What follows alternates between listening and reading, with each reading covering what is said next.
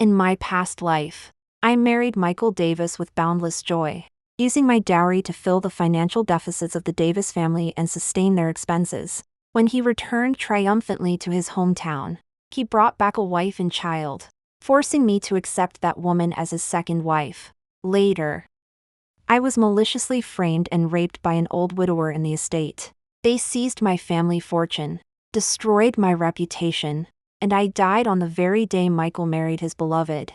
Yet, by heaven's grace, I was reborn, since I've been given this second chance. Wouldn't it be a shame not to take revenge? I died on an auspicious day. I died at the hands of the husband I adored. Michael couldn't wait for me to die. His fists pounded heavily against my chest. Blow after blow. Still unsatisfied, he gripped my throat. His face twisted with rage. Blood clogged my nose and mouth. Coughing twice, I mustered my final strength to ask, why? Blame yourself for failing to make me love you. He snarled through gritted teeth. Blame yourself for failing to protect your vast fortune. I couldn't comprehend why Michael would treat me this way. I had adored him since childhood. A young general, radiant and noble. Yet, our stations were worlds apart. Never noticed me. Later, when the Davis family sought my hand to cover their debts, I foolishly believed heaven had pitied me, granting me a chance to marry him. Just before our wedding, he was called to lead troops into battle. The Davis family refused to postpone the ceremony, coveting my dowry. On our wedding day, I exchanged vows with a suit of armor.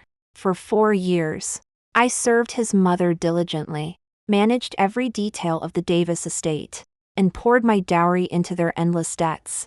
Yet when he returned, he brought back another wife and child, demanding I elevate that woman as his equal. Even after his return, the sprawling Davis household still relied on my dowry to survive. I never complained. Instead, I befriended that woman and cherished their son as my own. In the end, I was set up raped by an old widower within the estate. I never imagined Michael could hate me so deeply. He used my wealth yet despised the whispers it invited. Unable to vent his anger elsewhere, he unleashed it all on me. Through a crack in the door, I glimpsed flickering red lanterns. Just one courtyard away, the front hall blazed with light, draped in crimson wedding silks. It was Michael's belated wedding ceremony for Emily Taylor. I died amid the sounds of celebration, but heaven had eyes. I was reborn. Madam, the general has returned. Amy rushed in breathlessly. What's the hurry? I placed my rouge into the vanity box and headed to Longevity Hall. At the courtyard entrance, voices spilled from the main room. Michael was promising Emily a rightful place in the household. Anne, a child's voice, calling grandmother over and over. General, I cried, tears streaking my face. 5 years ago, you left to lead the army. I managed this estate without complaint. How could you humiliate me like this? I even threatened suicide. A merchant's daughter truly lacking in propriety. Michael snapped, storming off with Emily. From then on, rumors spread through the capital. The Davis family's merchant-born wife was jealous. I snapped back to the present that was the past. My outburst then had only fueled Michael's cold indifference. After that, I, the mistress of the general's mansion, became nothing but a housekeeper. But now it's different. I was reborn. Reborn on the first day Michael Davis returned. Since I've been reborn, wouldn't it be a shame not to take revenge? I'm late. Sorry to have kept Mother and Michael waiting, I said with a smile as I walked into the main hall. Michael tugged uncomfortably at his sleeve. Emily Taylor ran straight over and knelt before me. Sophia, it's my fault.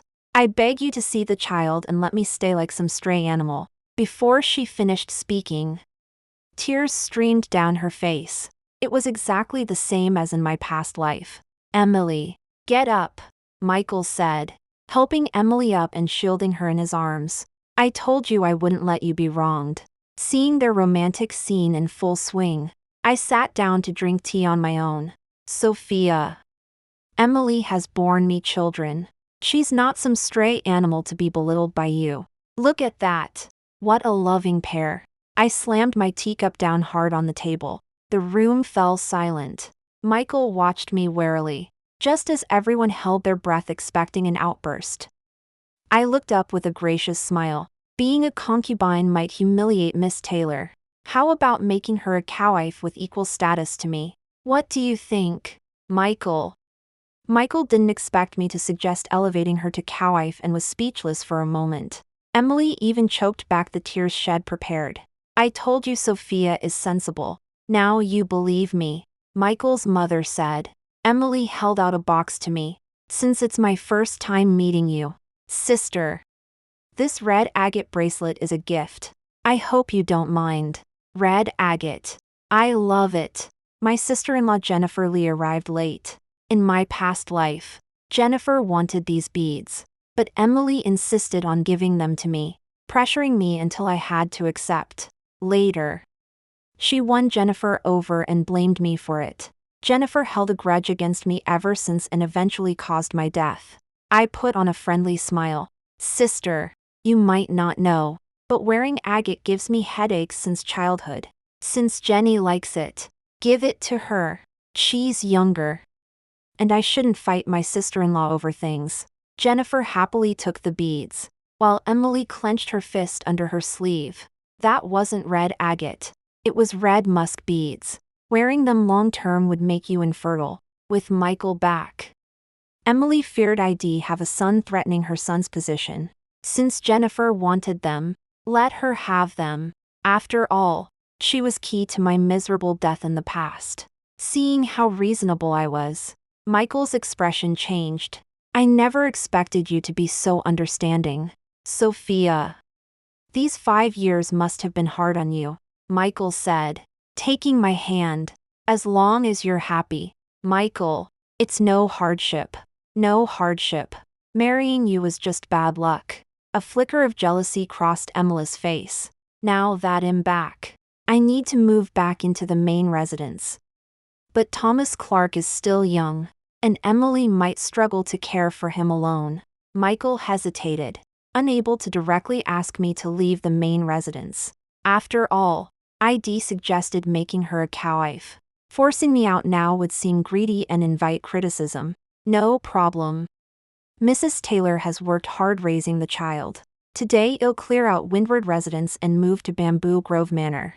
Michael never expected his wife, whom had married out of necessity, to be so considerate.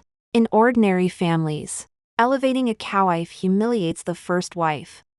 But ID not only proposed making his beloved a cowwife but also volunteered to vacate the main residence for them. Michael was deeply moved. Truthfully, I was sick of Windward Residence. It was poorly positioned, freezing in winter and sweltering in summer. Bamboo Grove Manor was different.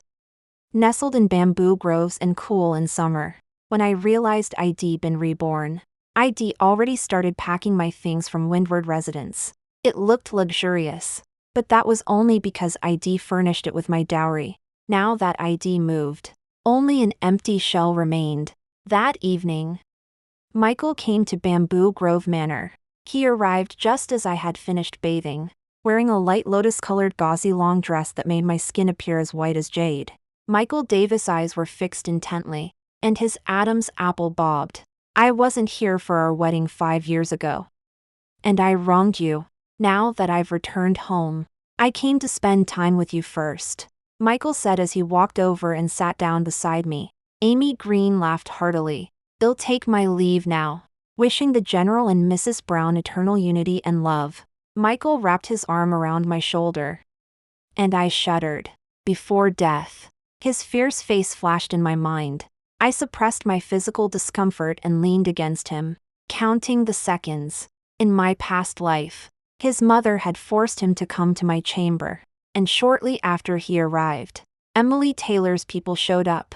Sure enough, as my thoughts wandered, Emily's maid came to summon Michael back to the main residence because Emily had a headache. Michael looked troubled, and I generously pushed him out the door. Husband, go quickly. Mrs. Taylor's health is important. He hesitated but left. I had to thank Emily if she'd been a second later. I would have vomited. Amy fumed. The general was just staring at Mrs. Brown.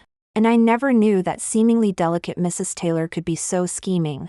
Her puffed up, angry expression made me laugh. Was that scheming? The real scheming was yet to come. The next day, Michael hurriedly opened the family temple to establish a second wife. Before the family elders, I handed over the housekeeping keys to Emily, and the elders praised me for my magnanimity, virtue, and grace. Emily had been barely able to hide her smugness when she took the keys, but she gritted her teeth at their compliments for me. However, her triumph didn't last long. I had clearly separated my private treasury from the Davis family coffers, and without my dowry, she inherited nothing but a deficit-ridden mess. Michael felt sorry for his endless hard work and called me to Mrs. Davis' longevity hall within days. As soon as I entered, Emily knelt before me, crying, "Sister, you've managed the household for years, and now you suddenly give up the keys. Are you angry with me? I'll admit my fault and do anything for your forgiveness. As long as you forgive me." Kneeling again and again, that Emily just couldn't get enough of kneeling. Just as Michael started to step forward in sympathy, I quickly and graciously helped her up. "Elder sister, what are you saying? This household should be yours to manage." "Sophia, Emily grew up on the frontier in a martial family, so she's truly overwhelmed by housekeeping. Take back the keys and manage things for now. Once she learns, you can hand them over later." Mrs. Davis interjected. Since her comfortable life depended on my dowry, I humbled myself to the dust, talking about how a merchant's daughter like me had married above her station into the Davis family, how I'd borne no children in 5 years, and how Emily had given birth to a son and deserved credit. I coughed lightly. The house physician examined me and said my body is depleted and needs rest, so I can't handle duties anymore. Besides, I said shyly, looking at Michael and blushing, now that my husband is back, Sophia Brown also wants to bear children for him, which is why I must focus on recovery. Inside, I mentally vomited up yesterday's meal. Michael's eyes lit up at my words. In that case, Emily will manage the household, and she can ask Mother for help with anything unfamiliar, Michael said, patting Emily's hand. That evening, Michael indeed returned to the Bamboo Grove Pavilion. He held me close, his large hand roaming tentatively over my body. My collar loosened, revealing a bare shoulder as I nestled against him. Just as he was about to take the next step, I suddenly clutched my forehead and slumped down. He asked with concern, "Are you unwell?" I nodded. "I'm terribly dizzy." This added a touch of sickly beauty to me, stoking Michael's burning desire. He wouldn't care about my health, men only think with their lower halves. Michael slowly tugged at my clothes. "Then tonight, your husband will take good care of you, Sophia." I struggled and pushed him away. "Sophia really feels awful." He pulled me back into his arms, plotting how to succeed tonight. When Emily's maid's voice sounded outside again, Emily had another headache. Michael wrestled with the decision, lingering indecisively. Outside, the maid sobbed. "Mrs. Taylor says her headache won't ease unless she sees the general." "Husband, I'm fine. Maybe the dizziness will pass with rest. Go check on elder sister," I said half-heartedly. Michael frowned, comforted me reluctantly, and returned to the Breeze residence. As he left, his physical arousal hadn't faded. He muttered about Emily becoming increasingly unreasonable lately. After 2 failed attempts to get what I wanted, seeing my young and beautiful wife every day but unable to have her, any man would be frustrated. Men are like that. The more they can't have something, the more they obsess over it. I called Amy Green in, and the girl came in with a mournful face, once again indignant on my behalf. "What day is it today?" Amy rolled her eyes. "It's the 9th day of the 6th month. Sophia Brown, the 9th day of the 6th month." It was getting close to that day. A few days later, Emily Taylor's people came to invite me. saying the lotus flowers were in full bloom and asking me to join in appreciating them to build our relationship. I happily agreed. I counted the days. Why was it earlier? In my past life, Michael Davis had started to despise me completely from this flower viewing day. Back then, Emily had framed me for pushing Thomas Clark into the lake, and everyone present claimed they hadn't seen clearly, while Amy, who spoke up for me, was beaten and sold off. No one would believe Emily was willing to gamble with her own son's life just to harm me. But why was it earlier this time? Perhaps Michael's attitude toward me since his return had given Emily a sense of crisis. After all, in my past life, Michael had been angry with me from the very first day he came back. I'd deal with problems as they came, soldiers with shields, floods with earthworks. I'd go first and see. Sure enough, not long after we started strolling, Tom ran toward me. He smiled brightly, and no one could tell how much hostility the child held toward me. Thinking he just wanted to play, Emily wore an expression of near triumph. Just as she was about to anxiously call out for Tom, I plunged straight into the lake. Emily froze, and everyone present froze. Only Amy shouted for help. Help! Sophia Brown has fallen into the water. Sophia. Michael rushed over from afar and without a word jumped in to save me. Emily gritted her teeth, never expecting Michael to dive in so decisively to rescue me. Back in the room, the physician took my pulse and whispered to Michael, Sophia's fall into the water was partly due to shock, but also because her body has been weakened by years of exhaustion and now the cold water. If she doesn't rest and recover properly, she may struggle to conceive. Michael's brow furrowed deeply. What? I asked, my eyes red as tears streamed down. Am I really unlikely to have children? Before Michael Davis returned home, I'd been looking forward to bearing his child someday. But now, I wiped my tears and sobbed softly. Michael, seeing my pitiful state, quickly comforted me. As soon as the physician left, Emily arrived with Tom. I've come to apologize. Sophia Brown, it's all my fault for inviting you to see the flowers, or you wouldn't have slipped. She began to sob as she spoke, her shoulders shaking. Don't worry, Emily. I won't blame Tom. After all, I'm his mother too. How could I blame him? I interrupted her. Tom, come, let mother hold you. You're not my mother. You're the bad woman who stole Daddy. Tom glared at me as if he wanted to devour me. That fool Emily must have filled his head with nonsense. Tom was only 4 and couldn't put on an innocent act like her White Lotus facade. Quiet, Michael said coldly, his voice low. I struggled to sit up and patted Michael's back. Michael, don't be angry. Tom was probably just playing around with me, not really trying to push me. What nonsense. Tom would never push you. Emily shielded Tom behind her. I saw it clearly. Tom bumped into Sophia, and Sophia didn't even make a fuss. But then Tom lashed out with hurtful words. How could you raise such a well-meaning child to be like this? Michael had high hopes for Tom. The Davis family came from humble military roots, and Michael had long wanted to shed the barbarian soldier label people gave them. He hoped Tom would pursue scholarly pursuits, even naming him with ink to reflect that. He couldn't tolerate any flaws in Tom's upbringing. If you can't teach Tom properly, hand him over to Sophia to raise. Michael continued. Emily paled in shock, clutching Tom tightly. No, Tom is my flesh and blood. How could I give him to someone else? Tom reacted even more fiercely, breaking free from Emily and lunging at me. Smack! Michael slapped Tom across the face. In the end, Emily was led away to the Linfong residence, crying and shouting. I was stunned too, since in my past life, Michael had always been gentle and caring toward Emily, never raising his voice to her in front of anyone.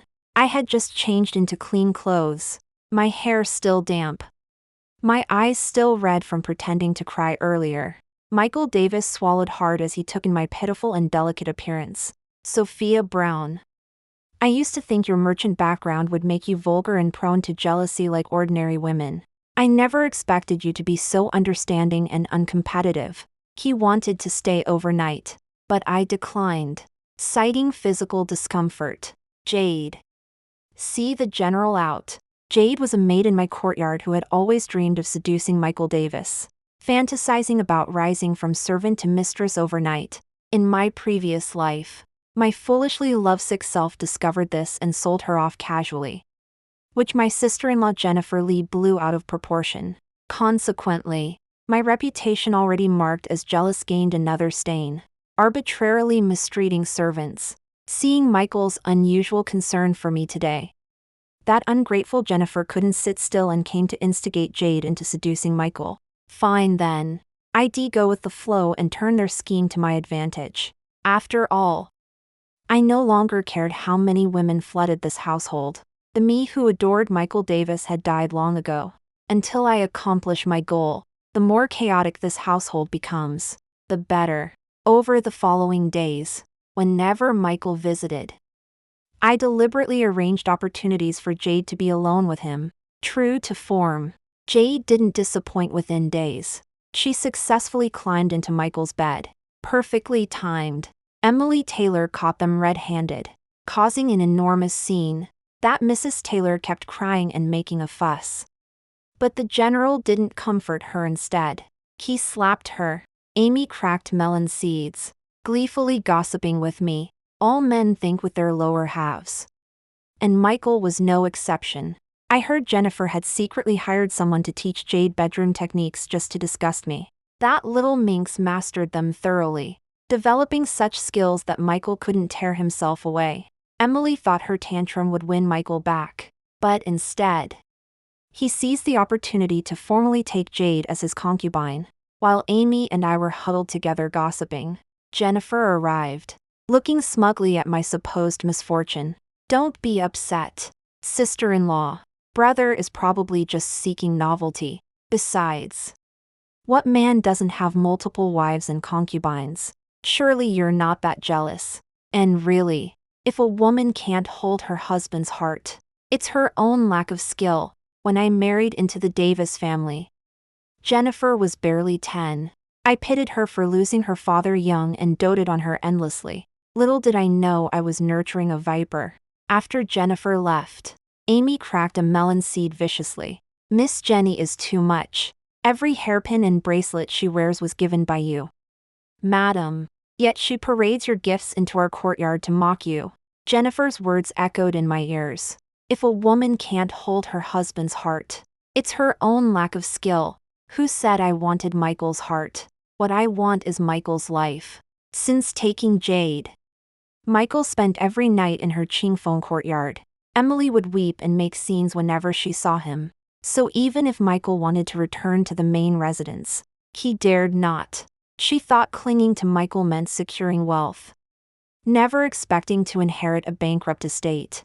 She imagined moving to the capital, far from the borderlands, would bring comfort only to find herself battling concubines. Yet, after a few days of drama, Emily suddenly stopped.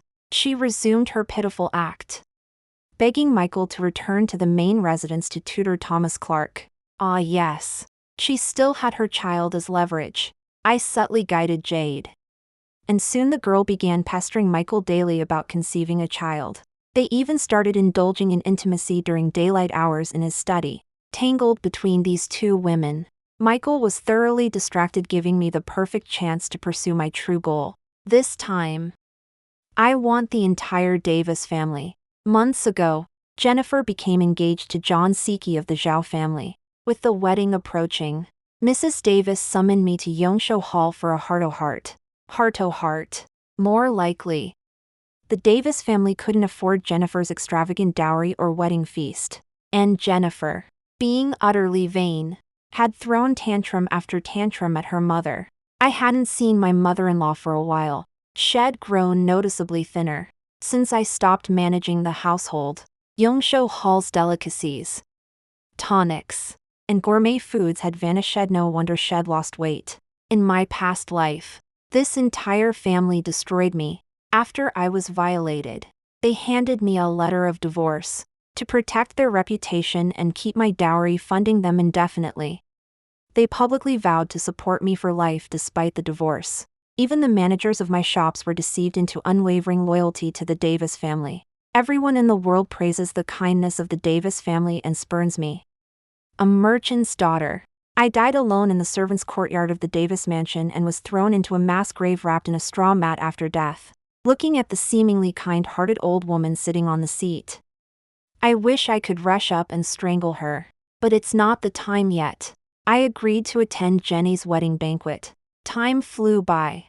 After a lot of preparations, Jenny got married. That Mr. Zhao is not a good person. Before the marriage, he got a girl pregnant and almost got involved in a fatal lawsuit. Moreover, he has a tendency to domestic violence. In my previous life, I advised Jenny to think twice before choosing him as her husband. But not only did she not listen, but also bore a grudge against me. Since that's the case, they'll send her into the fire pit in style. I heard that on the night of Jenny's wedding night, one of the favored concubines in Zhao Siki's courtyard made a scene and wanted to see him, which made Jenny's wedding night unpleasant. On the day she returned to her natal family, Jenny looked haggard. "Sister-in-law, you must stand up for me," she sobbed, complaining about the concubines in Zhao Siki's courtyard making things difficult for her and crying about having to compete with a group of concubines just after getting married.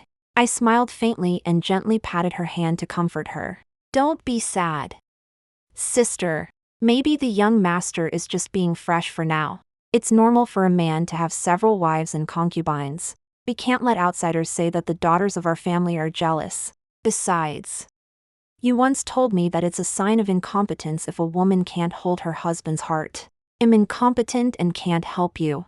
Jenny was extremely angry, but since she wanted to get more money from me, she had to endure it. I secretly went to see Zhao Siki. My younger sister has been spoiled since childhood. If she has done something wrong, I hope you, brother-in-law, can forgive her. Zhao Siki bowed and saluted, looking quite decent. "I heard that Jenny had an argument with you these days. I have 2 beautiful concubines for you. Please don't be angry with Jenny." When Zhao Siki saw me at first, his eyes were full of lust. Now, after hearing what I said, his eyes sparkled with greed. When he left, I told him, "I'm doing this for my younger sister's sake. Please don't mention this matter. Just think of it as me, the sister-in-law, apologizing for my sister." Zhao Siki was so happy that he could hardly contain himself. He stared straight at the 2 women and of course wouldn't mention it. These 2 women were Yangzhou horses I bought specially. They were sure to keep Zhao Siki occupied. In my previous life, after I was raped by that old widower Wang Li, that bitch Jenny, when she returned to her natal family, ordered a wood storage room to be prepared for Wang Li and gave me to him. After being tortured by Wang Li for a few days, I died miserably on the day when Michael held a makeup wedding banquet for Emily. Thinking about the miserable days that stupid Jenny will have in the future, I feel much happier. But this is not enough. I'm waiting for that day. The day that was like a nightmare. Being raped by a disgusting person, calling for help but getting no response, being divorced, being given to a servant to be humiliated, having my family property taken away and my life threatened. This time, they'll pay them all back. I put on a night suit and went to see someone. That person was Zhang Tingwu, Michael's political opponent. Michael was on the side of the Prince of Qing, while Zhang Tingwu was on the side of the Prince of Qi. Now the party struggle is intensifying. If Michael falls, the Prince of Qing will lose some power in the army. Zhang Tingwu won't miss the chance to claim credit from his master. During this period, many important things happened in the mansion. For example, Jade had a miscarriage. It was done by Emily. Actually, that stupid Emily can't achieve anything. It's all my fault that I was so love-struck in my previous life that I fell into her trap. She cried and cried, and Tom also cried with her. Finally, they softened Michael's heart. The original punishment was changed to taking back the keys to manage the mansion. This was hardly a punishment at all. Michael never wanted Emily to manage the mansion in the first place. Since Emily started managing the mansion, She has made a mess of it. And the living standard of the Davis family has declined. Michael and Mrs. Davis have long been fed up with her. Michael Davis took back the authority of household management, not only relieving his Emily Taylor from the burden but also dumping the mess on me to continue sucking my blood. Why wouldn't Michael do that? I obediently returned the household keys and flaunted it proudly in front of Emily. Actually, Emily initially didn't want to manage the household. But after I had someone subtly provoke her, she became convinced that household management truly symbolized the status of the Davis family mistress. Now, not only had Michael scolded her, but the authority was publicly taken back, humiliating her greatly. More importantly, that symbol of mistress status she believed in had returned to my hands. Jade had harmed her health during childbirth, so I quickly arranged 3 concubines for Michael, citing the emptiness of his harem. Emily thought she only needed to deal with me, but she never expected Michael to be so easily tempted by beauty. Thus, this darling in Michael's heart became increasingly ugly in her jealous rivalry, seeing Michael grow more attentive to me and more distant and dismissive of her. How could she not panic? After Michael left her in the middle of the night to visit the newly acquired concubine's courtyard, she confronted me with reddened eyes. Why did you do this? Aren't you afraid that our husband will grow tired of you because of them? I leisurely sipped the freshly brewed floral tea from my cup, raised an eyebrow, and chuckled lightly. Oh, I have a vast fortune to support the Davis family. Why would Michael abandon me? I gave her a contemptuous glance. But you have no leverage at all. Not even your son, who has become mine. What did you say? That's right, I whispered in Michael's ear. And he decided to entrust Thomas Clark to me for upbringing and education. I wanted to push Emily to her limit, force her to act against me. Jenny, who usually came home to complain, returned in high spirits, rushing back. And I knew that day had come. Jenny was back to add fuel to the fire and watch the drama. Emily hadn't told Jenny about her plan. She wasn't fully sure that the sister-in-law I'd doted on for 5 years would side with her to harm me. You see, even Emily couldn't believe Jenny would hurt me. After dinner, Michael and the brother-in-law went to the study to play chess. I drank my calming soup, excused myself from the main hall, and returned to my room, while Emily also hurriedly left. Just then, Mrs. Davis kept Jenny behind for a chat, making Jenny fidget with curiosity. After Jenny emerged from the main hall, she bumped into a cleaning maid. The maid, flustered and terrified at the sight of her, burst into tears. Miss, please go see. A man entered Mrs. Sophia's Bamboo Grove courtyard, and there's a huge commotion. Jenny was about to lose her temper when her eyes darted around. Go to the study and fetch my brother and the brother-in-law. I'll investigate Bamboo Grove courtyard first. As if remembering something, fearing to alert anyone, she repeatedly instructed the little maid. Remember, keep it quiet. After preparing everything, Jenny rushed to Bamboo Grove courtyard as if flying on the wind. Bamboo Grove courtyard was pitch dark. She pushed open the door to the main room. Outside, chaos erupted, mixed with a woman's cries. Jade and I emerged from the breeze courtyard together and grabbed a hurrying servant to ask, "What's happening?" The person knelt with a thud. In Bamboo Grove courtyard. Miss. Jade snorted coldly. Stop stammering. Just answer whatever the mistress asks. The servant steadied himself. Miss. She was caught in bed with a lover by her husband. According to the servant, Michael and the brother-in-law ran into Emily halfway. Emily, looking panicked, hinted to Michael that I was having a secret rendezvous with a lover in the courtyard. Michael, who values face deeply, flew into a rage amid the brother-in-law's stifled laughter. When they pushed open the door, they indeed witnessed a live scene of passion, but it was his own sister with the estate's old widower. The brother-in-law ignored Michael's presence, dragged Jenny off the bed, and started beating her. Emily froze on the spot. How had the person on the bed become Jenny? When I arrived, the scene had calmed somewhat. Where is Mrs. Sophia? Where did she go? Emily asked. I clutched my chest and approached Michael. Husband. You must stand up for me. I'm afraid I can't live in this courtyard anymore. Emily confronted me. With something happening in your courtyard. Shouldn't you explain yourself? Sister. It must be you. It must be you who harmed me. Jenny also wailed from the floor. Michael frowned deeply. Seeing this, I knelt with a thud. Husband. Please see the truth. Everyone in the estate knows how much I've doted on Jenny over the years. After dinner, I thought about how Jade had sacrificed her health to bear children for you. And as the mistress, I should care for her properly. So I returned to my courtyard to fetch some tonics and personally delivered them to Bree's courtyard. As I spoke, I began to cry softly, sobbing as I continued. My body makes it hard to conceive. So I must take good care of the concubines who can bear children for you. But who would have thought that as soon as I left my courtyard? Jenny. She did such a thing in my room. I've treated her like a real sister for 5 years. Husband. Michael bent down to help me up. Seeing this, Emily blurted out anxiously. Husband.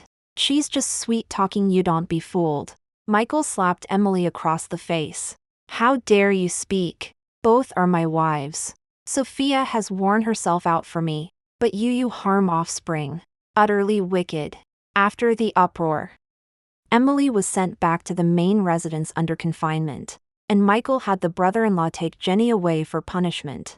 He originally intended to save Jennifer Lee, but Zhao Siki was no pushover. Otherwise, the Davis family's reputation might hinder Big Brother's future prospects. Right. Supported by Amy, I pleaded with Zhao Siki. Sir, if this scandal spreads, it will bring shame upon you as well. She belongs to the Davis family. The adultery happened under the Davis roof. What does this have to do with the Zhao family? Michael Davis could only think about how the Davis family's ruined reputation would affect his official career. He waved his hand dismissively, allowing Zhao Siki to take Jennifer Lee back. Jennifer cried out, proclaiming her innocence and begging Michael to save her. Sophia. Do you have something to say? Michael asked, noticing me frowning tightly while clutching my handkerchief. This matter is suspicious. Even if my sister truly committed adultery, why would she involve herself with the old widower from the estate? I wish to investigate this thoroughly and save my sister from this dire situation. Michael granted permission. Since I was in charge of the investigation, who planned this and how it was executed became entirely my decision to present. Within just a couple of days, I presented several signed confessions to Michael. Each confession pointed directly to Emily Taylor. Michael didn't even see Emily before ordering her dragged from the main residence and locked in the woodshed at the back courtyard. Michael took the confessions to the Zhao family to explain the situation to Zhao Siki. Just as he reached the gate, he collided head-on with Jennifer's personal maid, Chiurong. Chiurong was sobbing uncontrollably. The young mistress.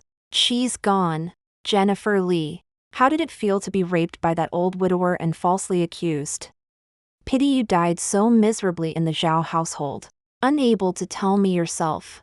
Michael, initially thinking of Tom, had considered sparing Emily. But after news of Jennifer's death reached home, Emily was beaten with boards and thrown onto a country estate outside the city. Michael ordered that she receive no medical treatment.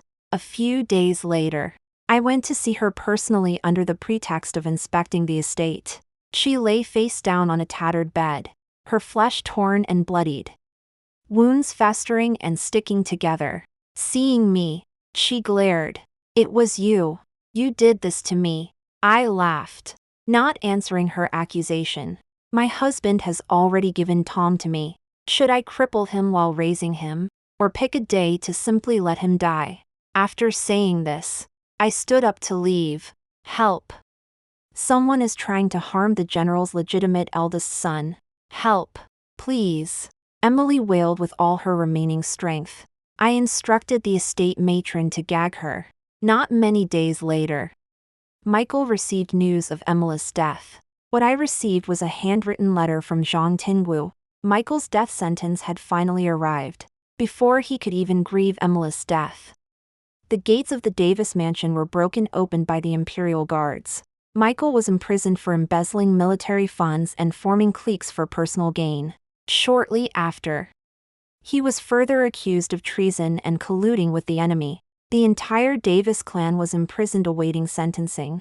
The charges of factionalism and embezzlement were true. The treason charge was merely fabricated by the Prince of Cheese faction to ensure his complete destruction.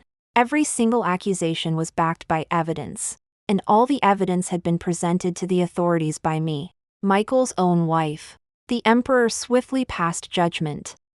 Michael was sentenced to execution, and the Davis clan was exiled to Lingnan. I saw Michael again a month later, in the Imperial prison. It was snowing, eerily similar to the day I died in my past life. Michael, wearing thin prison garb, huddled in the corner of his cell, his hair disheveled, looking utterly wretched. Seeing me, his eyes lit up. Sophia, Sophia, you must save your husband. Ridiculous. How could a woman like me possibly save him? I nodded vigorously, promising him I would save him. Day after day, he was tormented between hope and despair. Before the execution, I went to see him one last time. His hands, covered in grime and blood, clutched the prison bars tightly. Sophia, why haven't you saved me yet? I can't hold on much longer. I curled my lips into a smile. Oh, can't hold on. Perfect timing. Your execution is tomorrow. You'll find release then. Michael stared at me, his mind racing. After a long moment, he screamed, "It was you. You did this to me, bitch. Blame yourself for failing to make me love you.